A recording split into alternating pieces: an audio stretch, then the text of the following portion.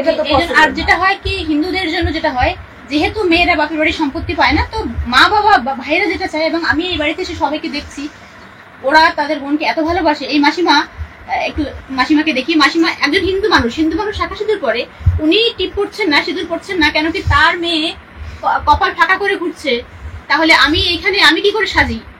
এটা উনি জন্য উনি সাজছে না পর্যন্ত। তো সেই জায়গা থেকে বিয়ের সময় সব মা বাবাই চায় যে আমি যতটুকু পারি মেয়েকে ওই সময় দিয়ে দেওয়ার, তাতে করে এটা আমরা ধরেই নিতে পারি ওকে যে গয়নাটা নিতে, অনেকে জিজ্ঞেস করছেন গয়নার বিষয়ে, তো ওকে যে গয়নাটা নিতে বলা হয়েছে তার উনি তো ওনার ওয়াইফকে দেবেনি, কিন্তু এইটুকু সময়ের মধ্যে ম্যাক্সিমাম টাইম বাপের বাড়ি থেকে দেওয়া, এটা খুব সম্ভব। আমার বাবার বাড়ি থেকে বিয়ের সময় আর আমার হাজবেন্ড আমাকে যা দিয়েছে বিয়ের সময়, সেটা বিয়ের ভিডিও যেহেতু ফেসবুকে ঘোরাফেরা করতেছে, আপনারা চেক করলে জানতে পারবেন যে কতটুকু স্বর্ণ হতে পারে ওখানে। তো স্বর্ণ সে উল্লেখ করে দিয়ে গেছে, জাস্ট সে তার বউকে অন্তত কিছুটা হলেও, আমার নামে সেই 2 বছরে কিচ্ছু করে নাই, কিচ্ছু না। 2 বছরে কি করবে? সেটাই, সে তো আমাকে ভালোবাসতো, সে তো ভাবছে যে আমি তো আমার বউকে ফিউচারে অনেক কিছু করে দিব, সেজন্য আমাকে সে 2 বছরে কিছুই করে দেয় না। অনেকে কিন্তু আপনার মা বাবাকে লোভী বলছে, যে লোভী ওরা এই কারণে। আমার হাজবেন্ড সৎ মানুষ ছিল, তার কখনোই অঢেল কিচ্ছু ছিল না।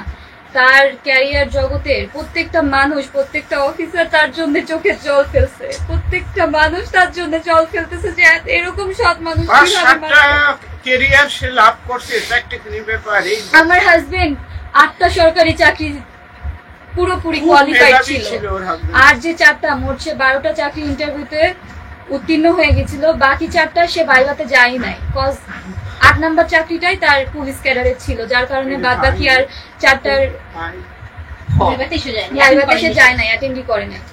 তো আমার হাজবেন্ড এত ট্যালেন্টেড, এত সৎ মানুষ ছিল, প্রত্যেকটা মানুষ তার জন্য প্রত্যেকটা দেশ কাঁদতেছে, একমাত্র তার মায়ের এই অশান্তি, মানসিক অত্যাচারের কারণে আমার হাজবেন্ড আজকে নেই। আমার আজকে এই দিনটা দেখতে হলো, আমার আজকে তার জন্য এইভাবে সামনে আসতে হলো। আমার হাজবেন্ড কখনো চাইতো না আমাকে কেউ দেখুক, আমাকে সে খুব প্রোটেক্ট করে রাখতো, এত ভালোবাসতো আমাকে, তার মতো করে কেউ ভালোবাসবে না। সে আমাকে সম্পূর্ণ নিঃস্ব করে দিয়ে চলে গেল, এই কুলকুল দুকুলি গেল। সে তো ঠিকই এখন তার 2 ভাইয়ের উপরে তার মায়ের দায়িত্বটা দিল, সে তো আমাকে একটু স্পেস দিতে পারতো। সে তো দেখলো 2.5 বছর ধরে মেয়েটা কি পরিমাণ স্যাক্রিফাইস করতেছে, প্রত্যেকটা সেকেন্ডে সে আমাকে আশা দিয়ে রাখতো যে আমার মা করতেছে করুক, আমি আজকে বলবো না, কালকে বলবো না, পরশুদিন বলবো, এই আশা দিয়ে সে আমাকে রেখেছে। আর আমি তাকে তো প্রচন্ড ভালোবাসতাম, আমি তার মুখের দিকে তাকিয়ে তার কথার উপর ভরসা করে থেকে গেছিলাম। পরে যখন দেখলাম 6 মাস গেল, 1 বছর গেল, 1.5 বছর গেল, 2 বছরের অ্যানিভার্সারি চলে গেল। আপনি কি আপনার ফ্যামিলি ক্রাইসিসের কথা আপনার বাপের বাড়ি মা বাবাকে বলতেন? না, আমি শুনেছি আপনার ভাইয়ের কাছে। না, আমি বলতাম না, কারণ আমার হাজবেন্ড এত উচ্চ পদস্থ একজন কর্মকর্তা, আমি যদি তার সংসারে থেকে এরকম অশান্তিতে আসি, আমাকে আমার শাশুড়ি খেতে পর্যন্ত দিত না, আমার শাশুড়ি আমাকে খেতে পর্যন্ত দিত না। তারপরে তাদের বাড়িতেও জানানো হয়েছে। হ্যাঁ, আমার হাজবেন্ড জানতো যে তার ভাই, তার দিদিরা কখনোই আমাকে, আমার হাজবেন্ডের সম্পত্তি কি একটা কোটি পয়সাও দিবে না। আমার হাজবেন্ড তার ফ্যামিলিকে চিনতো, তো সে কারণে সে উল্লেখ করে দিয়ে গেছে যে যতটুকু স্বর্ণ, মানে স্বর্ণ যেটুকু আছে সেটুকু যেন আমি নিয়ে যাই, আর তার যে জমি আছে, ব্যাংক ব্যালেন্স যা আছে, বা এই যে সে যে লিখে গেছে যে স্বর্ণবাদে যা কিছু আছে তার সব তার মায়ের। স্বর্ণের কথা উল্লেখ করছে, সে এমন ভাবে উল্লেখ করে আমাকে দোষী সাব্যস্ত করে দিয়ে গেছে যে সে অ্যাজ ইফ সে একটা এসপি ছিল, দেশবাসী সবাই ভাবতেছে যে সে একটা এসপি, তার মানে তার ভরি ভরি গহনা ছিল। বাট না, যা গহনা ছিল সেটা আমার বিয়ের ভিডিও ফেসবুকে এখন ভাইরাল, বিয়ের ভিডিওতেই আপনারা চেক করলে পাবেন যে সে একটা প্লেটে যে এতটুকু স্বর্ণ দিছে ততটুকুই। আর বিয়ের মাত্র 2 বছর হয়েছে, এর মধ্যে সে আর স্বর্ণ কিভাবে বানিয়ে দিবে? আর স্বর্ণের যা উঠতি দাম, বিয়েতে একটা ভালো খরচ হয়। এরপরে বিয়ের খরচ শেষ ওই 83 গ্রামে জানা মতে তখনকার সব থেকে, মানে এই 50 বছর, গোটা 50 বছরে আমার হাজবেন্ড সব থেকে বেশি বড় করে তার বিয়ের উদযাপন করেছে, যার কারণে সে বিয়ের 2 বছরের মধ্যে আমাকে আর গহনা কিভাবে দিবে সে বানিয়ে। আমার ননদ আমাকে পছন্দ করে তার ভাইয়ের বউ করছে, তো ননদের উপর আমার হাজবেন্ডের বিশ্বাস ছিল, আমার ননদ হয়তো তার শুভাকাঙ্ক্ষী হওয়ার কারণে আমার ননদকে সে কোঅর্ডিনেট করতে বলছে। সে তার দিদি তো, একমাত্র দিদি তো, তার দিদির ছেলের বয়সী সে, মানে আমার ননদের যে মেয়ে আর আমার হাজবেন্ড মাত্র 2 বছরের ছোট বড়। সো দ্যাট তার দিদি তাকে ছোট থেকে ছেলের মতো করে মানুষ করছে। সেজন্য সে তার দিদিকে বলে গেছে কোঅর্ডিনেট করতে, তার দিদির প্রতি আশা রেখে। তো আপনার হাজবেন্ডের মৃত্যুর পরে আপনার ননদ বা আপনার শাশুড়ি ভাসুরদের ওই ভূমিকাটা বলেন। যখন জানতে পারল, প্রথমে তো আপনাকে ফোন করা হয়েছে, অ্যাজ এ ওয়াইফ আপনার কাছে ফোনটা আসবে।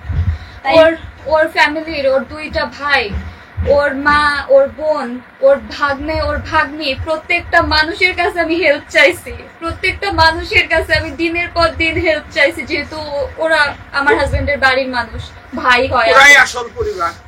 পুরাই আসল পরিবার। ওরা আমার শ্বশুর বাড়ি তো আমার বিয়ের পরে আমার শ্বশুর বাড়ি তো তাদেরকে আমি জানাইতাম, আর আমার ননদ যেহেতু আমাকে পছন্দ করে নিছে তাকেও জানাইতাম। কিন্তু তারা কেউ না হেল্প করে নাই, তারা কেউ হেল্প করে নাই। তারা দেখতেছে যে তাদের মায়ের এত সমস্যা। আমার বড় ভাসুরের সাথে যেহেতু, বড় ভাসুর আর বড় ভাসুরের বউয়ের সাথে যেহেতু আমার শাশুড়ি মা 11 বছর ছিল, আমার বড় ভাসুর কিন্তু ঠিকই জানতো। আমার বড় ভাসুরের রেকর্ডও আছে আমার কাছে, যে সে তার মায়ের সম্পর্কে আমাকে কি সব বলছে, সব রেকর্ড আছে আমার কাছে, ফোন রেকর্ড আছে। কি কারণে যে ঈশ্বর আমাকে তখন সেই রেকর্ড গুলো আমাকে করাই রাখছিল আমি জানি না। আর হয়তো আজকের দিনটা আসবে, তাই হয়তো আজকের দিনটা আসবে সেজন্য। বাট আমার বড় ভাসুর সবকিছু জেনে বুঝেও কখনো হেল্প করে না। সে একবারও তার মাকে বলে না যে মা ওরা তো নতুন বিয়ে করছে, তাহলে তুমি কিছুদিনের জন্য 15 দিন বা 1 মাসের জন্য হলে আমার কাছে চলে আসো, ওরা নিজেদের মধ্যে একটা বোঝাপড়া করে নি। আমার ননদও হেল্প করে নাই। এক পর্যায়ে আমার ননদের সাথে আমার কন্ট্যাক্ট বন্ধ হয়ে গেল, কারণ আমার ননদ আমার সাথে কথাই বললো না। সে আমাকে বলতো তুমি মানায় নাও। আমার মার বয়স হয়েছে, আমার মা এরকম না, বয়স তো খুব বেশি বয়স হয়েছে তো আমরা দেখছি না। ওনার তো উনি খুব বেশি থুতথুরে বুড়ি হয়ে গেছে এমন। আমার শাশুড়ি মার বয়স হয়েছে কি, সে খুব নিজেকে গুছিয়ে রাখা না। আমার খুব পছন্দ হতো আমার শাশুড়ি মাকে প্রথম যে সে নিজেকে খুব গুছিয়ে রাখে। হয় না কিছু কিছু মহিলা বয়স হলে তো তাদের দিক বিদিক থাকে না, বাট আমার শাশুড়ি মার খুব ভালো মতো নিজেকে টিপটপ রাখতো, শাড়ি পরতো, সুন্দর সুন্দর পোশাক আশাক। আজকে আপনি জাস্ট 20-র কাছাকাছি বয়স, সেখানে আপনি একটা সাদা ওড়না মুড়িয়ে এখানে আজকে বসেছেন ক্যামেরার সামনে। আর আপনার শাশুড়িকে আমরা দেখুন, আমরা কাউকে ছোট করছি না, এখানে কেউ দা নিউজের শত্রু না, কেউ মিত্র না, আমরা সত্যিকার সামনে আসুক এটা চাই। সেই জায়গা থেকে আপনি আজকে আমি দেখছি আপনার কান খালি, গলা খালি, কোথাও কিছু নেই। আর ইনি কিন্তু আমার হাতে শাখা বলা ছিল, আমার হাজবেন্ড নিয়ে গেছে। আমার কপালে সিঁদুর ছিল, আমার হাজবেন্ড নিয়ে গেছে। আমি আর কি পরবো? ওগুলোই তো আমার অলংকার ছিল, ওগুলো তো আমার অলংকার ছিল। আমার আর কি লাগতো? আর তো কিচ্ছু লাগতো না। আমি একটু গয়না পরলে, কখনো যদি আমি ইমিটেশনেরও গয়না পরতাম, আমার শাশুড়ি আমার হাজবেন্ডকে খোঁচা মারতো, এই কি রে স্বর্ণ কই পাইলো? আমার হাজবেন্ড বলতো কি না এগুলো তো ইমিটেশন, ওর বিয়ের আগে ও বাবার বাড়ি থেকে নিয়ে আসছে ইমিটেশনের গয়না পরছেও। আমার শাশুড়ি সহ্যই করতে পারতো না। আমি শুধু হাতে একটা শাখা আর আমার কপালে সিঁদুর থাকতো আর টিপ থাকতো আমার হাজবেন্ডের জন্য, যেটা পরতাম। আমি আর কখনো কিছু পরতাম না আমার শাশুড়ি মার কারণে। সে দেখতেই পারতো না। আমার হাজবেন্ড বলতো কি তোমাকে শাড়ি পরলে খুব সুন্দর লাগে। আমার শাশুড়ি মা আমাকে সাজতেও দিত না। আমার বাড়ির প্রত্যেকটা মানুষ জানে আমি সাজতাম না বিয়ের পর থেকে। আমাকে আমার ফেসবুক কমেন্টেও অনেকে লিখছে যে কি তুই বিয়ের আগে এত সাজুগুজু করতি, বিয়ের পরে সাজুগুজু করিস না কেন? আমি বলতে পারতাম না, কারণ আমার শাশুড়ি মা চাইতো না যে আমি সাজি, তার ছেলে আমার দিকে তাকাক। যারা আপনারা সুস্মিতাকে দোষী বানাচ্ছেন, তারা আপনি একটু বলুন, একটা মেয়ে, একটু একটা বাচ্চা মেয়ে আর কতটা স্যাক্রিফাইস করবে? একটা সধবা মেয়ের সাজ আমরা দেখছি, আমরা ভদ্রমহিলাকে ছোট করছি না, কিন্তু তিনি এখনো কান টানা দিয়ে কানের পরে রয়েছেন, গলায় হাতে পরে ঘুরছেন, দেখা যাচ্ছে। ওর বিয়ের সময় যেমন সাজ ছিল গয়না, আমি পার্সোনালি এই বিষয়টা আমি নোটিস করেছি।